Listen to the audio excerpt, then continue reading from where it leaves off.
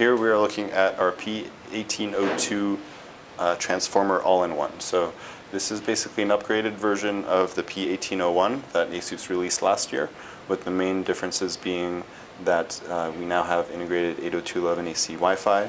The processor inside the tablet has been upgraded from Tegra 3 to Tegra 4, and as well as the processor in the base station has also been upgraded to Haswell.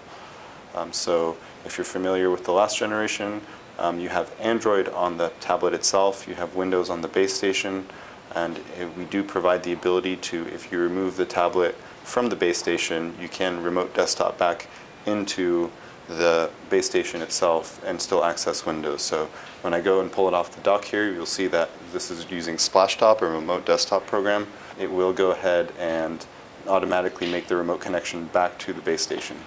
So I'll go through and pop it out. You can see that it made the connection right back to the base station. In the bottom right corner here, you can see that we're actually in Android, but just displaying the screen from Windows. On the side of the tablet here, we have the blue button is an OS switching button. It's got a little Windows and Android logo, so you can press this blue button to switch between the two operating systems as well. The tablet itself is an 18.4-inch IPS display, 1920 by 1080 resolution, and then the base station as well has an HDMI out on the back, so you can add an extra monitor, or if you take this tablet out on the go, this doesn't become useless. You can still attach it to a monitor and still have a full PC, and then have this while you're traveling. So this is the base station that the all-in-one tablet will dock into. You can see that it does have the docks and the locks here, so that when you go through and slide it in, all you have to do is make sure it's centered, and it pops right in. And then even when it's docked, you can go between Android and Windows.